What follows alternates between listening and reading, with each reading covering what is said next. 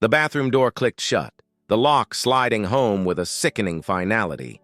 I stared at the peeling paint, the cool tile pressing against my back, and the faint scent of bleach doing little to mask the rising panic. My water had just broken, an hour before my sister-in-law Anna's wedding, and my mother-in-law Rachel had just locked me in. "Just hold off for a while, dear," she'd said, her voice a chilling mix of honey and steel. "Wouldn't want to steal Anna's spotlight now, would we?" My phone, my lifeline to my husband, Rick, was clutched in her hand. I lunged for it, but she was too quick, her grip like iron. "Rick will be here in an hour after the ceremony," she said, her smile a grotesque parody of comfort. Plenty of time, an hour, an eternity. I was alone, terrified, and about to give birth in a bathroom. This wasn't how it was supposed to be. Anna, bless her heart, had been ecstatic about my pregnancy, even shifting the wedding date to accommodate my due date. The only person who seemed to have a problem with it was Rachel.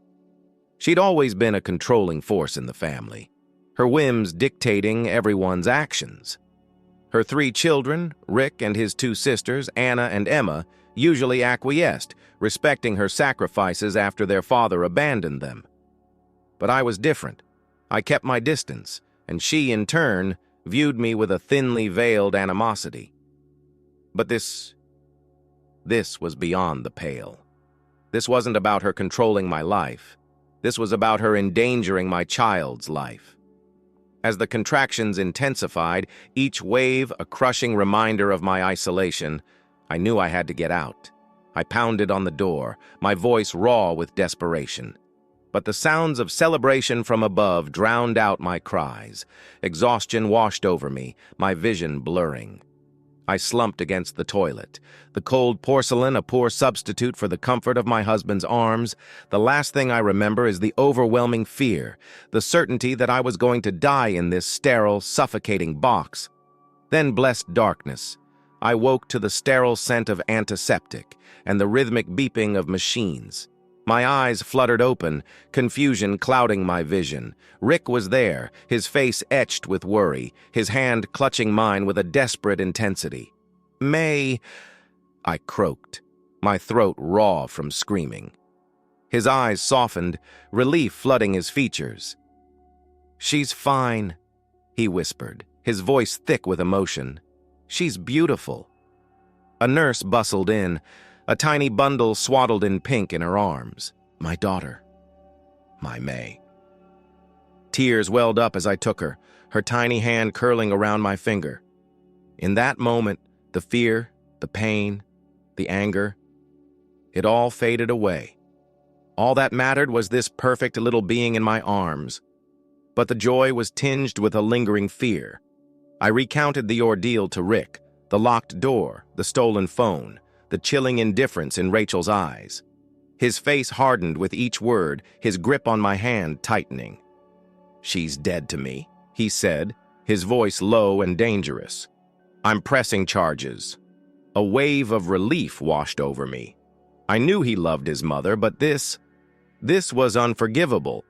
She had chosen her twisted sense of propriety over the safety of her grandchild, her daughter-in-law. And in doing so, she had severed the fragile bonds that held their family together. The door creaked open, and Anna and Emma rushed in, their faces a mixture of concern and elation. Anna, still in her wedding dress, beamed at the sight of May. "The best wedding gift ever," she declared, her eyes sparkling. I apologized for missing her wedding, for causing a scene, but she waved it away. "You were there," she said, her voice firm. "Your family was there. That's all that matters." Emma, ever the pragmatist, chimed in. "Any amount of trouble is fine, as long as you're safe." Their words, their presence, were a balm to my wounded soul. In that moment, I knew I wasn't just Rick's wife. I was a part of their family, a family that loved and supported me unconditionally. But the shadow of Rachel's actions still lingered. She was outside, demanding to see her granddaughter, oblivious to the damage she had wrought. Anna, bless her soul, intercepted her, promising to deal with her. As I held May close, her soft breaths, a soothing rhythm against my chest, I couldn't help but feel a pang of sadness for Rachel. She had sacrificed so much for her children, yet she was alone, her love twisted into a possessive, destructive force. But my sympathy was fleeting. She had made her choice, and now she had to live with the consequences. As for me, I had my daughter, my husband, and a family that cherished me, and that I realized was all that truly mattered. The hospital released me a few days later, and we returned home, our little family complete. Rick filled me in on his confrontation with Rachel. He had made it clear that she was not welcome in May's life, that her actions had consequences. He had also slashed the financial support he and Emma provided, a move that had sent her into a tearful tirade about her sacrifices. Rick, however, stood firm. He acknowledged her past efforts, but emphasized that they didn't grant her control over their lives. He had tolerated her manipulative behavior for years, but not anymore. When it came to May and me, she had crossed a line. Anna, overhearing the conversation, had added her own condemnation, further solidifying Rachel's isolation. We were proceeding with the charges, a decision that brought a strange sense of closure, but life with a newborn was all-consuming. May became our world, her every gurgle and coo a source of wonder. Anna and Jonah were frequent visitors, their love for May evident in their every interaction. Emma, though living in another city, called daily, her voice filled with longing for her niece. The group chat was a constant stream of May's photos, each one capturing a new milestone, a new expression. She was the sun around which our little universe revolved, a unifying force that brought us all closer. Rachel, however, remained a distant storm cloud. We had decided against pressing charges, the energy required for a legal battle simply beyond us. But the lack of contact did little to quell the unease that lingered in the back of my mind. Then one night, the storm broke. A frantic pounding on the door jolted us awake. Rick, ever the protector, went to investigate while I huddled with May in the darkened bedroom, fear clawing at my throat. It was Rachel, her voice a shrill, desperate cry in the night. She demanded to see May, her words slurred, her behavior erratic. Rick threatened to call the police, and she finally retreated, leaving behind a chilling echo of her instability. The next morning, a disturbing text message arrived. It began with accusations of cruelty, of punishing her for simply being a mother. Then, it spiraled into a confession, a glimpse into the twisted workings of her mind. She admitted to hoping that my pregnancy would cause conflict, that May would somehow diminish the attention her other children received. She resented the joy we shared, the unity that May represented. She craved the drama, the competition, the validation of being the center of her children's lives. My head throbbed as I read her words, each one a hammer blow to my understanding of family, of love. This wasn't just about control. This was about a deep-seated insecurity, a desperate need to be needed, even at the cost of her own grandchild's well-being. I handed the phone to Rick, my voice trembling. "Block her," I whispered, my stomach churning. "She's deranged." He nodded, his face grim. We forwarded the messages to Anna and Emma, their responses mirroring our own horror and disbelief. Emma, ever the responsible one, suggested getting Rachel evaluated, a suggestion that brought a flicker of hope amidst the growing despair. But as I held May close, her innocent eyes gazing up at me, I knew that some wounds were too deep to heal. Rachel had shown her true colors, and they were painted in shades of envy, resentment, and a chilling disregard for those she claimed to love. Emma flew down and, with a heavy heart, took Rachel for a psychiatric evaluation. The results, however, were inconclusive. Rachel was diagnosed with generalized anxiety disorder, but nothing that could explain the depths of her disturbing behavior. The doctors recommended therapy, a suggestion that Emma initially embraced with cautious optimism, but Rachel, it seemed, was unwilling to confront her own demons. She resisted therapy, clinging to her twisted narrative of victimhood. Emma, exhausted and disillusioned, finally reached her breaking point. She went no contact, her patience worn thin by Rachel's refusal to acknowledge her own role in the family's fracturing. "I can handle illness," Emma had said, her voice weary, "but I can't handle hate. This isn't my mother anymore. This is just who she is." Her words resonated with a chilling truth. We had all perhaps been guilty of making excuses for Rachel's behavior, attributing it to her past traumas, her anxieties. But the truth was far simpler and far more devastating. This was who she was, a woman consumed by her own insecurities, incapable of genuine love without the strings of control and manipulation. With the threat of Rachel looming over us, Rick and I decided to take legal action. We filed for a restraining order, a necessary step to protect May and ourselves from her unpredictable behavior. It was a heartbreaking decision, but one we couldn't avoid. Rachel had proven time and again that she was not safe, that her love for May was conditional, contingent on her own warped sense of importance. The restraining order was granted, a small victory in a battle that had left us all scarred. The weight of it settled over me, a heavy blanket of sadness and disbelief. How could a mother, a grandmother, harbor such resentment towards a child, a grandchild? But as I watched May grow, her laughter filling our home with a joy that Rachel could never extinguish, I knew we had made the right decision. We had chosen May, chosen our family, chosen love over the toxic ties that had bound us to Rachel. The group chat continued to buzz with May's photos, her milestones celebrated by all except the one person who should have cherished them the most. Anna and Jonah remained our rocks, their love and support unwavering.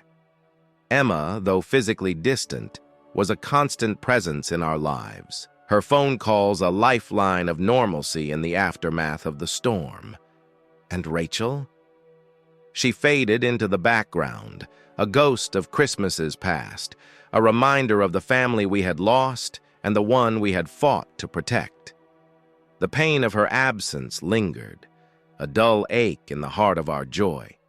But it was a pain we could bear, knowing that we had chosen love, chosen May, chosen a future free from the shadow of her toxicity. Life settled into a new rhythm, the echoes of Rachel's outburst fading with each passing day. May thrived, her personality blossoming like a wildflower in the spring.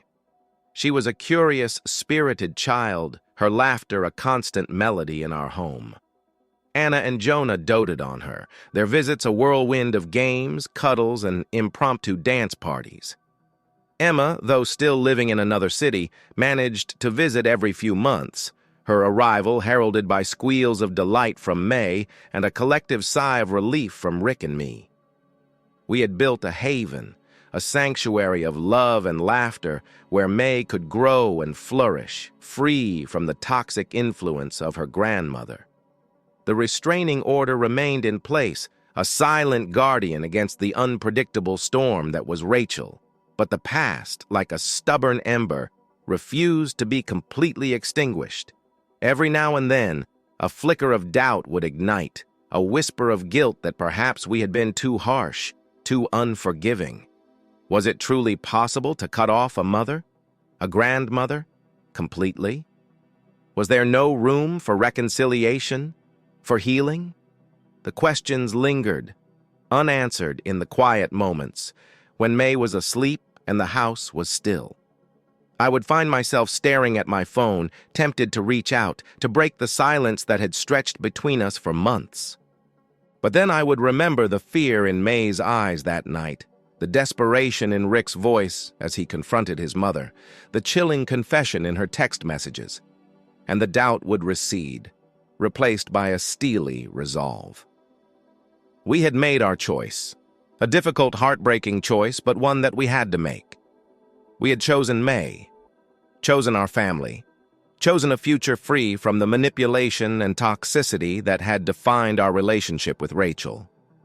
And so, we moved forward, carrying the scars of the past, but embracing the joy of the present. May's laughter was our anthem, her smile our guiding star. We had built a new family, a stronger family, forged in the fires of adversity, and in the quiet moments, when the doubts crept in, we would look at May, at the love that radiated from her, and know that we had made the right decision. We had chosen love, chosen healing, chosen a future where our daughter could bloom and grow, safe and cherished, in the warmth of a family that truly loved her. Years passed. May grew taller, her laughter echoing through the hallways of our home, chasing away any lingering shadows of the past. She was a bright, inquisitive child, a constant source of wonder and joy. Anna and Jonah were ever-present figures in her life, their love for her a tangible force. Emma, though still living in another city, remained a close confidant, her visits eagerly anticipated by May. Rick and I had built a life, a family, that was stronger, more resilient than ever before. The scars of the past remained, a reminder of the battles fought and the choices made. But they no longer defined us. We had learned to forgive, to heal, to cherish the love that had bloomed from the ashes of our broken family. And Rachel? She remained a distant figure, a ghost haunting the edges of our memories. We had heard whispers, rumors of her life, of her struggles. But we had made our peace with the past, accepting that some wounds were too deep to heal, some bonds too frayed to mend. One day, a letter arrived, addressed in a familiar, shaky hand. It was from Rachel, her words a rambling apology, a plea for forgiveness. She spoke of regret, of loneliness, of the years wasted in the pursuit of control and validation. I read the letter, tears blurring the ink, my heart a battlefield of conflicting emotions. Anger, sadness, pity, and a flicker of something akin to forgiveness warred within me. I showed the letter to Rick, his reaction mirroring my own. We talked long and hard about the past, about the pain, about the possibility of reconciliation. In the end, we decided to let it be. We had moved on, built a new life, a new family. Rachel's apology, though belated, offered a sense of closure, a finality that allowed us to truly let go of the past. We never responded to the letter, never reached out. But we forgave her, not for her sake, but for ours. We forgave her so that we could finally be free, free from the chains of resentment and anger that had bound us for so long. May grew into a remarkable young woman, kind, compassionate, and fiercely independent. She never knew the full extent of the drama that had unfolded around her birth, the sacrifices made, the battles fought. And that was okay. We had protected her, shielded her from the darkness, allowing her to bloom in the sunlight of love and acceptance. And as I watched her, laughing with her cousins, her eyes sparkling with joy, I knew that we had made the right choices. We had chosen love, chosen family, chosen a future where the past could no longer hurt us. The echoes of Rachel's outburst had finally faded, replaced by the sweet melody of May's laughter, a testament to the resilience of the human spirit, the enduring power of love. We had weathered the storm, emerged stronger, more united than ever before. And in the end, that was all that mattered. Story 2. This narrative has a title. My wife told me that I could be traded for something better. Hello, everyone. Before we start into today's video, I need your assistance. We've noticed the channel is losing some traction, and subscribing is one of the best ways you can support us. It's simple, free, and it helps us keep bringing you fantastic stuff. Your support means the world. Let's keep this channel growing together. Thanks so much. Now let's start the video. Reddit, hello? I've spent the last hour or so sitting here attempting to figure out how to get this started. I'm not excellent at writing anything down, but I need to get this off my chest and maybe receive some advice. Sorry if this is all over the place. So my wife and I have been together. For the next 6 years, I'll call her Mel. 3 of those were married. We met in college, dated for a bit, got married. You know, the usual story. I always believed that we were doing rather well. Sure, we had some disputes over money and such, but I believed that was usual. I was mistaken, man. Last Friday night altered everything. Mel brought some of her friends over to our apartment. They do this thing where they get together every couple weeks to catch up. Usually, I just stay in my home office and work or play games. But this time, I came down to fetch some munchies from the kitchen. I could hear them all talking in the living room. Mel, a few other females from her workplace, and her best friend Jen. They were chatting about relationships and weddings and whatnot. Until I heard my name, I wasn't really listening. Jen was in the middle of some dumb hypothetical. Her voice, all casual like this, was just some fun little game to play. But seriously, Mel, what if someone better came along? What would you do then? I wasn't even attempting to eavesdrop at first, but my name grabbed my ear and, well, forget it. If they were talking about me, I had a right to listen. And then Mel, my wife, didn't even hesitate, didn't even pretend to think about it. She simply vanished. Honestly. Look at Tom. Like I was some outdated phone model she was sick of, but too lazy to replace. Then she chuckled like it was so apparent and said, "He's okay, I think, but if someone with more drive, better prospects came along, yeah, I'd probably upgrade." They all laughed like it was the funniest thing ever. In essence, my wife is telling her acquaintances that I am her first spouse or whatever. But she didn't stop there. Not at all. She started outlining all these things she wished were better about me. I couldn't understand. Who makes this claim? I felt like I was some damn second-hand automobile she was ready to sell, the instant something bright or rolled into the lot. Apparently, I'm too safe and boring. I don't make enough money to provide her the lifestyle she desires. Her buddy Sarah's new home is nicer than ours. I feel ashamed of my automobile. It's a 2020 Honda Civic. Excellent automobile, by the way. I'm not ambitious enough because I've worked at the same firm for 4 years. I simply stood there in the kitchen listening to all this. Like, you know, when you're watching a movie and something really messed up occurs, and you're just frozen. I had the impression that my wife was jokingly telling her friends that she would exchange me for a better model. The worst thing? None of her pals even disagreed. They were all like, "Okay, I get it, and you deserve better," and stuff like that. One of them even commented, "At least he's nice with the home." Things that make me seem like a butler or something. As they dissected every aspect of me, I must have stood there for 10 minutes or so. My work.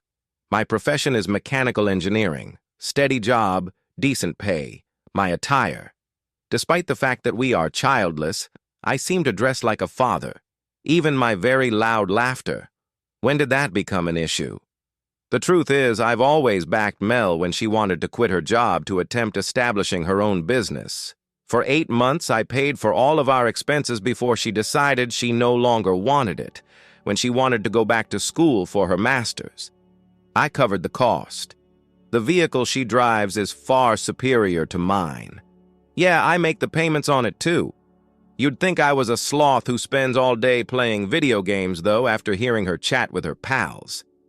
She even claimed that I spend too much time working, the same job that covers all of her expenses. In the end, I returned to my office without grabbing any snacks. Couldn't eat anyway, just sat there staring at my computer screen, trying to comprehend everything. Like, how long has she felt this way? Has she been telling her friends this stuff all along? Does she truly think this of me? When she made insignificant remarks about other men having nicer things or better jobs, or how she always seemed embarrassed when we ran into her co-workers, all of these memories began to resurface in my mind. She keeps tagging expensive homes and vehicles on Instagram and messaging me about them, saying things like, "someday," or "aims." I always assumed she was simply having big dreams or something. I now believe that she has been attempting to tell me that I am unworthy the entire time. Indeed, perhaps I ought to have seen it earlier. But when you love someone, you don't want to see that type of things, you know? I probably missed a ton of signs looking back. However, it truly makes you wonder about everything when you hear her tell her buddies that she hit differently. I started thinking about all the stuff I do for her, all the ways I try to make her happy, and what do I get back? Apparently, I'm just some placeholder until someone better comes along. However, I couldn't act as though nothing was wrong. I tried for like maybe an hour after her friends left. I sat in my office and contemplated everything, trying to decide what to do while reading your remarks. Around midnight, I finally worked up the nerve to talk to her. Her buddies had all gone home and she was in our bedroom getting ready for bed like nothing happened. Like she hadn't just told everyone she'd swap me in for a better guy if she got the opportunity. I walked in and just straight up asked her, "Did you mean what you said to your friends about upgrading from me?" Her expression altered so quickly that you guys should have seen it. She was perplexed at first, then startled. Then she attempted to chuckle. Off. God, oh God! Were you paying attention? It was simply female chat. Be less sensitive. Just female chatter. That's what she called it. In some way, it makes it acceptable to inform your acquaintances that you are actively seeking a replacement for your spouse.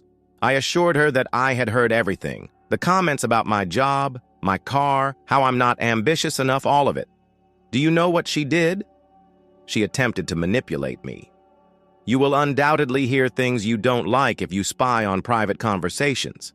That's what she said, as if I'm the villain for listening to her disparage me in our own home. She then began talking about how I was taking it too seriously, and you know how the girls get when we're together. And we were simply kidding around. However, I kept thinking that none of it sounded humorous. You know, when someone's joking and when they're saying what they really think, but trying to cover it up.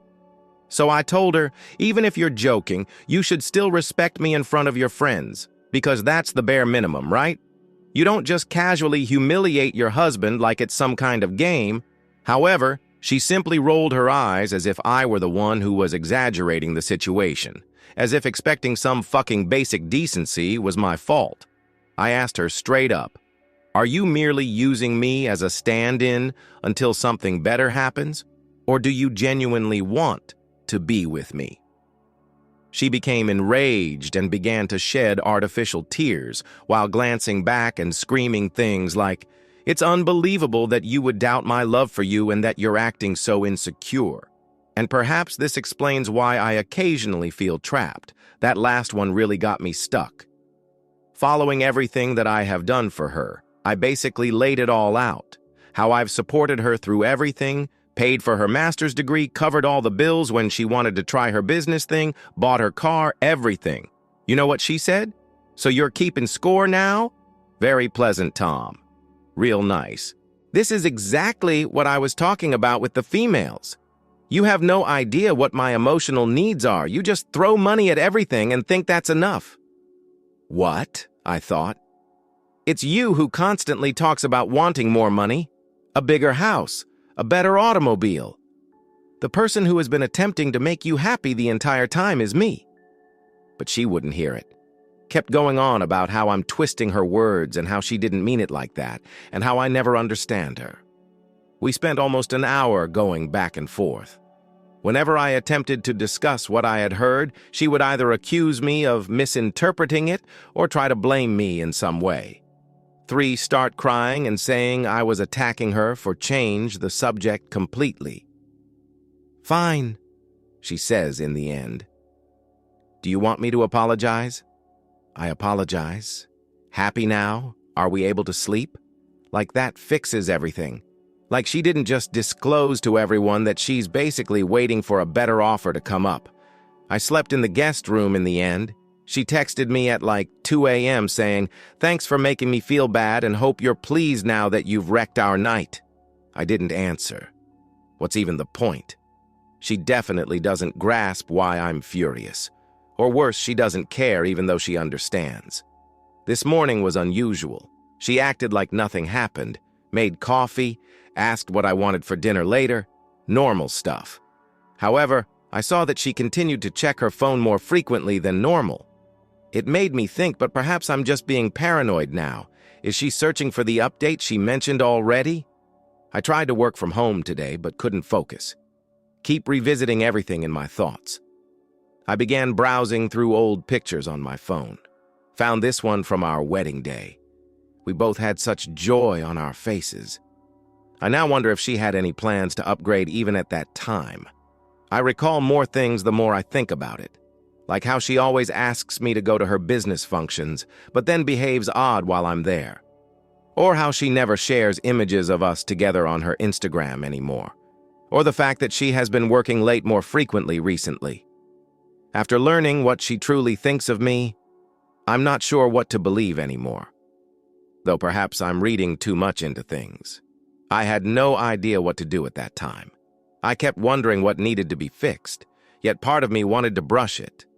She stated rather bluntly that she would leave me for someone better. How can you come back from that?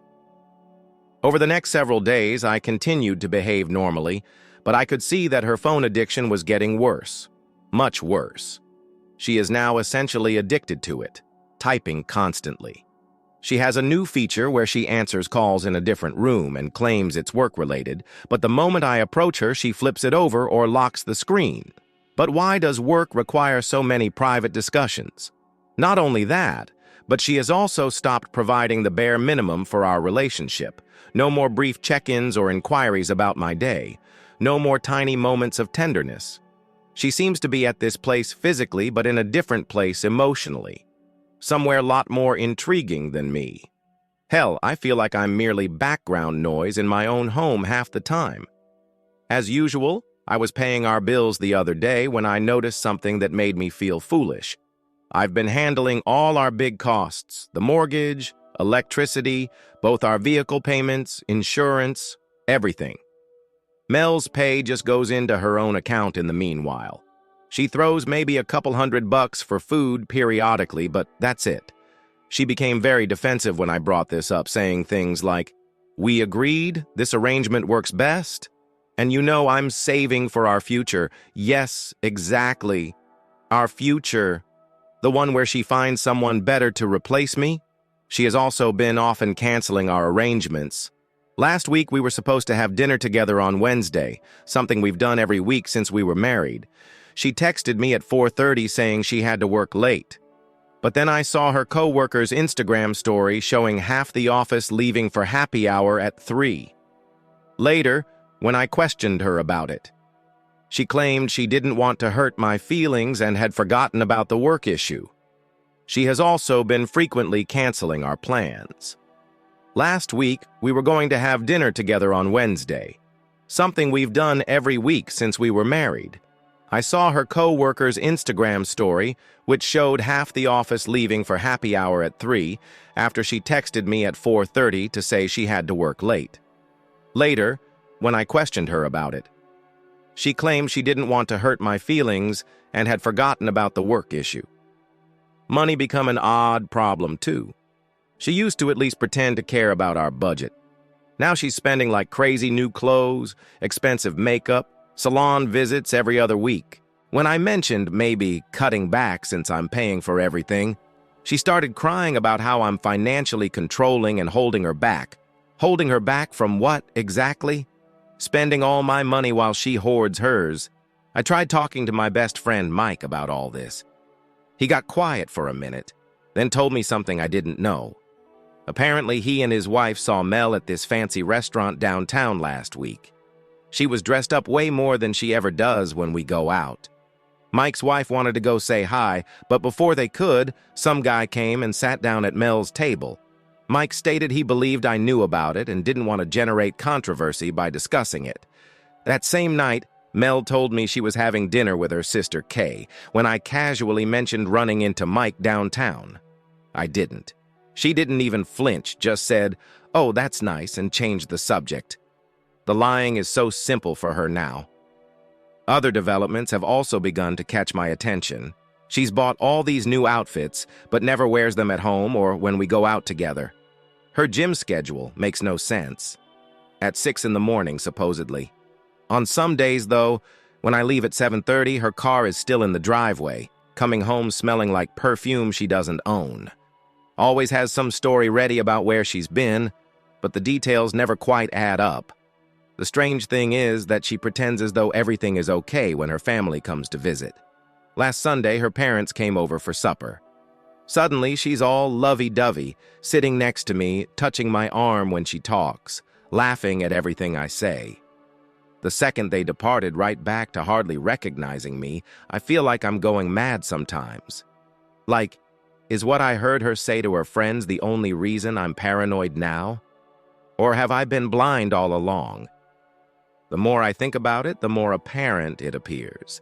She's been checking out of this marriage for a long. That talk I overheard wasn't simply random grumbling. The most problematic element in her opinion was when she told her pals what she truly thought. She still expects me to manage everything, pay all the bills, maintain items around the house, deal with the vehicle upkeep, everything a spouse should do. But the second I demand anything from her, even simply basic honesty about where she's been, I'm suffocating her. Something my dad used to say to me when I was younger kept coming to mind. He said actions tell you everything you need to know about how someone feels about you. Well, Mel's actions are pretty clear now. I'm just a convenience to her. While she does whatever she wants, someone should take care of the house and pay the bills. But everything changed one day when my laptop died completely. Just wouldn't turn on at all. I had this very critical business presentation the next day, and all my files were on there. Mel takes this fancy work laptop home with her, and I was panicking because I had some revisions to do. Asked if I could borrow it for an hour tops only to access my cloud drive and modify the presentation. She was extremely strange about it, claimed she needed to tidy up work stuff first, and that she'd put it up for me later. But she had yoga class. Yes, exactly. And raced out before doing anything. Left her laptop bag sitting there in the main room, though. I had never before gone through her belongings. Never wanted to, but I really needed to edit this presentation, and she logged onto my laptop plenty of times previously when she needed it. I thus reasoned that using hers wouldn't be a huge issue. We're married, correct? Opened up Chrome to access my cloud drive. You are aware of how it displays the websites you visit the most. Right there is Tinder. Not even concealed. Next to it. I've never heard of this dating site. Additionally, she had a number of messages from men in her open email. I nearly dropped her laptop because my hands were trembling so much. These chats with several guys were going on. The worst thing was that she identified herself as separated and trying to improve on all of her accounts on several websites. She'd written this entire thing about how she was stuck in a stale marriage and ready to meet someone who matched my goals.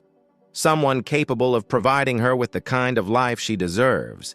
She had said the same things to her pals that evening, but now she was promoting it to every male in a 50-mile radius. I simply sat there reading messages from men assuring her that she was deserving of better, her complaining about me setting up meetings at hotels. These discussions dated back several months. I kept looking until I discovered something else. She had her Google Calendar open in another tab. Yoga classes, girls' nights, and work-related events abound. They matched her dating app meetings exactly. But there's one discussion that has me vomiting up a man telling her how amazing the night was. After seeing this, I knew I had finished everything involving her. Not because I wanted to, but because I knew she would deny everything if I didn't have evidence. I started using my phone to take photographs of everything. My hands are shaking and I'm feeling nauseous the entire time I'm doing this. The worst aspect was then discovered. She has a folder named New Life Planning in her Google Drive. Inside were screenshots of mansions she admired, automobiles. She even requested a spreadsheet for her budget. But that was all estimated with considerably more money than I make. She had all these notes about the sort of person she was searching for, how much he should make, what kind of car he should drive, where he should live. She was shopping for my replacement, not groceries, so it was similar to reading a shopping list.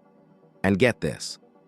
How to maximize assets during a divorce was the subject of an entire part of her book.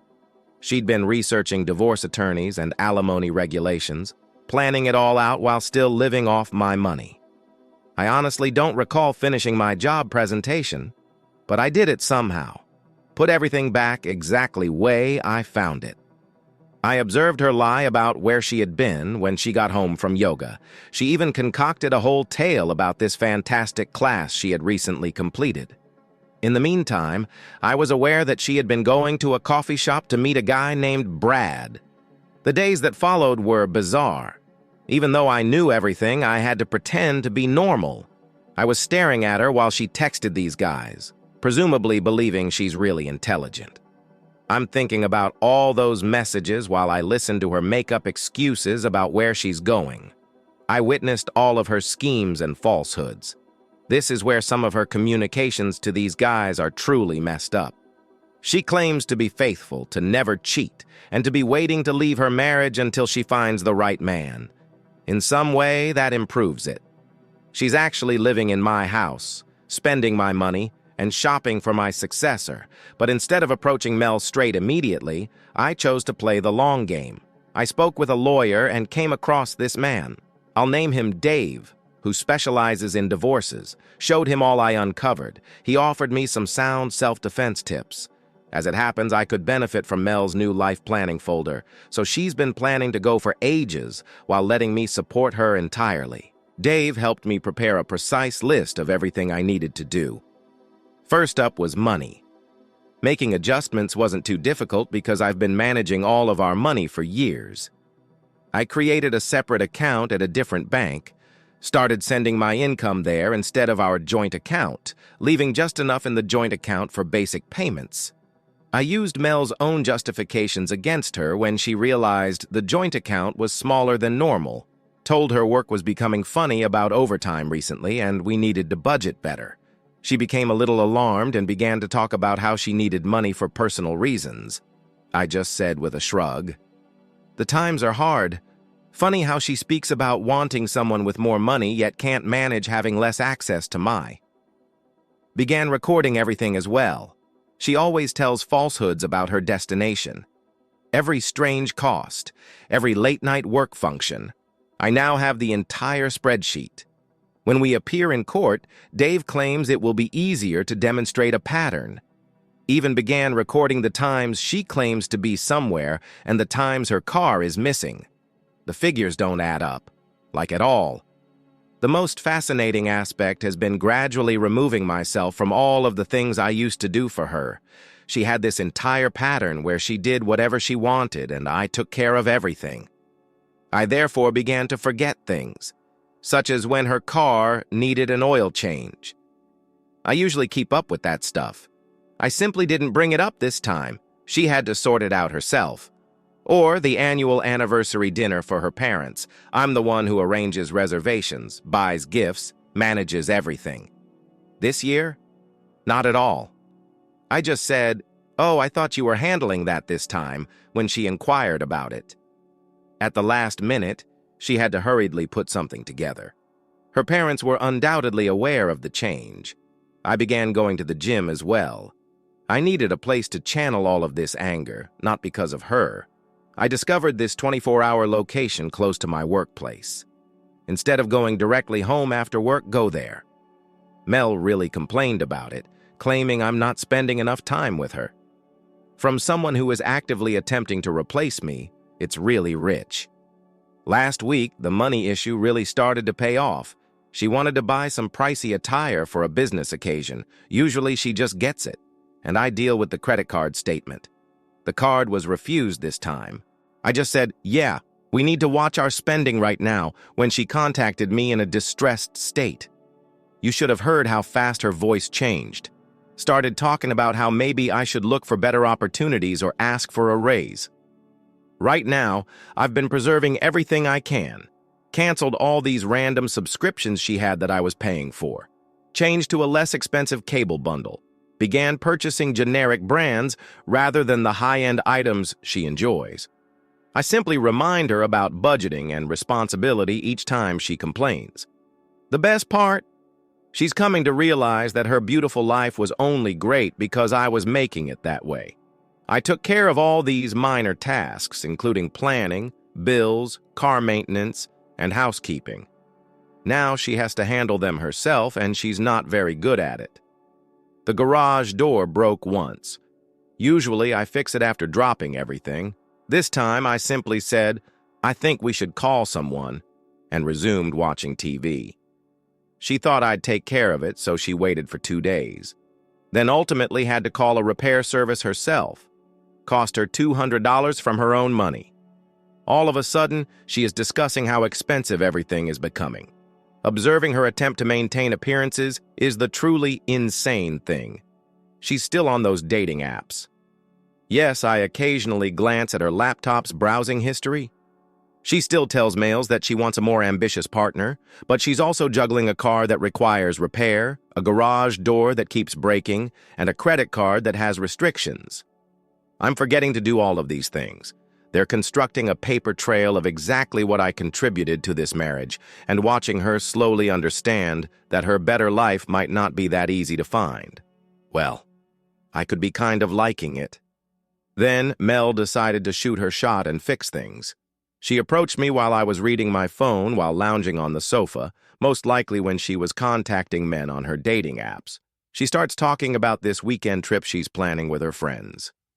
Yeah, the same ones from the night I overheard everything. Those who concurred that I was inadequate. She is thrilled to tell me that they are hiring this opulent lake property for a romantic weekend. Mark and Jen, Pete and Sarah, Lisa and Rob, all of them will be there. "Tom," she says, "we really ought to go. It'll be so good for us," acting all sweet, putting a hand on my arm. When she wants something, she uses that voice. It was almost too good to be true. I mean, is she serious? She has been using dating apps the entire time, claiming to be separated and making plans to upgrade. And now she wants to play happy couples with her buddies, the same friends who sat there laughing about replacing me. However, I gave it some thought after that. And I said, "Yes, guys." Told her that it sounded ideal. You should have seen her face light up. It's likely that she believed she had me under control once more, that I was just her stupid husband who would keep paying for everything while she looked for my replacement. The amusing thing is that she resumed her wifely behavior over the entire next week, making actual effort, you know? Suddenly, she's interested in my day, making dinner first time in months, trying to cuddle on the couch like nothing's wrong. She even made an Instagram post about me, for the first time since January or so. Some cute caption about being excited for our romantic weekend. Every one of her friends left a comment with a heart emoji, a few goals, and other things. The same pals who are aware that she is attempting to take my place. The same people who supported it. I've been speaking with my attorney. I'm friends with him. I'll refer to him as Dave throughout. Yes, I have legal counsel. More on that later. In fact, he thought the trip was well-timed when I told him about it. We spent like 3 hours at his office getting everything sorted. All the screenshots from her laptop, the dating profiles, her new life planning folder. It still amazes me that she gave it that name. The bank statements showing how I pay for literally everything while she saves her money. Everything. Got the divorce papers ready, too. I now have them in my briefcase. During our romantic getaway, Mel keeps questioning me why I'm carrying work-related items. If she only knew. Seeing how hard she tries is the strangest part, like she's auditioning for the role of perfect wife or something. Continued to express her excitement about spending time with me while organizing all of these weekend activities. Meanwhile, her dating apps are undoubtedly blowing up her phone. I know because I still check her internet history periodically. Yeah, maybe that's incorrect. But honestly, who cares at this point? Dave said I need to stay calm and stick to the plan. Easy for him to say. He's not the one watching his wife pretend everything's fine while knowing she's been planning to leave for months. However, I'm getting by. Even helped her pack the car earlier. She was all. Lately, you've been being really kind. Yes. Simply wait. The drive up to the lake home was surreal. Mel was behaving as though we were on a honeymoon, continued attempting to grasp my hand while I drove. Taking selfies for her Instagram, talking about all the couples activities she planned. I just nodded and went along with it. The place was precisely what you'd expect. One of those enormous new mansions with floor-to-ceiling windows throughout. For a weekend, it probably costs more than I earn in 2 months. When we pulled up, Mel's eyes widened. She adores this type of content. I keep getting links to homes with phrases like goals in them. I'm the one that pays all of our actual bills in the meantime. Jen and Mark arrived first, and everyone else arrived around the same time. Of course they did. Jen's definitely been coaching Mel this entire time. After that, Sarah, Pete, Lisa, and Rob were standing around this enormous kitchen island discussing their careers, their vacation plans, and other topics. Mel was in full show-off mode. Kept touching my arm, laughing super loud at everything I said, telling everyone how amazing things have been lately. I spotted Jen giving her these small nods like nice work or whatever. I felt ill while watching that. We did supper at this big dining table, the sort that is essentially only for show, you know. Because who has 12 people around for dinner regularly? Everyone's talking about their amazing lives and careers and stuff. They all wanted to spend time on the terrace after supper. It's like 75 degrees out. Perfect weather. It's likely that the females were capturing photos for their backup Instagram accounts. Yeah, Mel, I know about those too. The guys were acting as though they were interested in each other's careers. I waited for everyone to become comfortable. I informed them that I had prepared a wonderful event for us to all witness. Mel looked so excited, most likely assumed that I was going to show some corny film about our love or something. Instead, I linked my laptop to the TV they had out there first thing that popped up. Mel's profile on Tinder, the one when she declares herself separated. Then she shared her naked pictures with men, followed by her brand new life planning folder. Her face should have been visible to you all. She tried to take my laptop, but I pulled away. I just began reading aloud a few of her messages. The ones where she laments about being stuck with me, where she tells guys she's seeking for someone more ambitious, where she schedules meets and uses her friends as alibis. The best part? Her pals' faces. Sarah actually stood up and left. You know who initiated this with her, Jen? What if there was someone better? Question. She simply said, "Oh my God," repeatedly. All of the guys appeared extremely uneasy. Pretty sure Mark was mentally checking his own wife's phone in his head. Mel tried everything. She yelled at me at first for looking through her laptop. Funny how she forgot about privacy when she wanted to use my credit cards. She then attempted to explain that it wasn't what it appeared to be. It was precisely what it appeared to be. She then broke down in tears and claimed that I was attempting to make her feel inferior. No, she hurt herself in that way. I placed the divorce documents on the table after taking them out. Told her, "Remember when you let me use your laptop since mine broke?" Thanks for that, by the way. Opened my eyes a lot. She kept trying to get her friends to back her up, but nobody would. Even Jen, who is typically willing to stand up for Mel no matter what, sat there and gazed at her feet. Guess it's different when there's actual proof right in front of them. I grabbed my bag and told everyone I already paid my share of the rental so they could stay and enjoy their weekend. By then, Mel was weeping uncontrollably and attempting to accompany me to the car while claiming to be able to explain everything. The last thing I heard before I got in my car was Sarah saying, "I can't believe you do this to him." That's a lot of money coming from Sarah, who was among those who made fun of me that evening. After I left, my phone was exploding up with messages not only from Mel, but from her friends, too. Lots of, "I'm so sorry. I was clueless about such things." Yes, exactly. You had every idea. It was encouraged by you. Once her relatives learnt, that was rough, man. The day after everything transpired, they gave me a call. Turns out Mel had been telling them I was the one checking out of the marriage, that I was distant and uninterested in all that. Her mom was crying on the phone, asking what went wrong. I showed them everything when I visited their home. All the screenshots, the dating profiles, her new life planning folder, everything. Her dad just sat there getting quieter and quieter. He always boasted about how fortunate Mel was to find such a responsible man, and he used to treat me like his own son. He couldn't even look at the screenshots.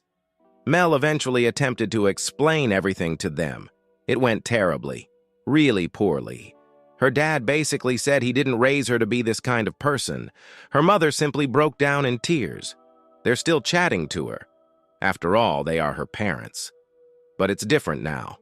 Her dad texted me to apologize and say I deserved better, but he hasn't spoken to me since that day. It stung more than I thought it would. Her companions. When the lights came on, they all dispersed like cockroaches. Jen tried to message me, stating she never meant for all of this to happen and how she was only trying to be supportive of her buddy. Yes, super supportive. Laughing about replacing your friend's spouse. Mark. Jen's husband actually called me to apologize, claimed that when the girls got together, he had no idea what they discussed. Yes, friend. Sarah and Lisa both unfriended Mel on everything. They must be concerned that their spouses may begin to wonder what they say on their girls' nights as well. The truly bizarre portion. Mel's sister, Key, was furious with her. Not just because Mel used her as an alibi for meeting guys, but because Kay actually stood up for Mel to their parents at first. Told them there must be some explanation. She then realized how many times Mel had lied to her face after seeing all the proof. They're not speaking now. Mel is staying in the city with her cousin Emma, the only family member who will still put up with her, I think. She has been attempting to message me all the time. First, it was angry stuff about how I humiliated her. Yeah, because I'm the one who made dating profiles while married. Then it was crying about how sorry she is and how she'll change. Now it's switched to trying to negotiate. In some way, she believes she should have half of everything, despite the fact that I have evidence that she intended to go. According to my lawyer, Dave, the divorce should be straightforward. Those screenshots of her living off of my money and preparing to flee. Very beneficial. Legally, she attempted to argue that she was entitled to alimony since she had become accustomed to a particular way of life. But that was disproved when Dave revealed her own texts, indicating that she was seeking a richer man.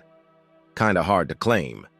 You need assistance when you're practically bragging to males about your own hidden savings. The house feels weird now. Mel came with her cousin to grab some of her items last week. She kept trying to talk about how we could work this out while packing up her clothes. Wanted to know if she could take some furnishings her parents gave us for our wedding. Told her to talk to Dave about it. She didn't like that. I'm doing all right, I believe. It's incredible how different everything is now. I was standing in my kitchen 2 months ago when my wife told her pals that she wanted to move up from me. Now she's living in her cousin's spare room, trying to figure out how to afford her own place. Turns out the better life she wanted isn't so easy when you actually have to pay for it yourself. There are still dating apps available. Her profiles were viewed by her cousin's buddy. She now states that she was recently separated. That final part had to make a self-reliant lady giggle. Truly independent. Now that she is genuinely responsible for paying her own expenses. But odd thing happened in the gym last week. This girl is employed there. She has been assisting me in determining how to perform workouts and other activities correctly. One day after my workout, we started conversing and ended up grabbing coffee. It turns out that she and her ex had a similar experience last year. She understands, though it's not exactly the same circumstance. We've been texting a little, you know. Nothing major, merely conversing. She's cool, really strives for her goals rather than expecting everything to be given to her. I didn't anticipate being interested in dating so quickly, but it's good just chatting to someone regular who doesn't play games. Also caused me to realize something. I ended up with something better, even though Mel was out there searching for an improvement. Someone who is truthful about their identity. I really have plans tonight. The gym girl is teaching me how to make sushi. I appreciate all of your help, guys. I never imagined that I would be sharing on Reddit about my failing marriage. However, I suppose that sometimes the worst things bring about the best things. Oh yes, Yesterday, the Netflix account was canceled. Mel is most likely still using it at her cousin's house. It's funny that I no longer give a damn about those stuff. Got other things to focus on now.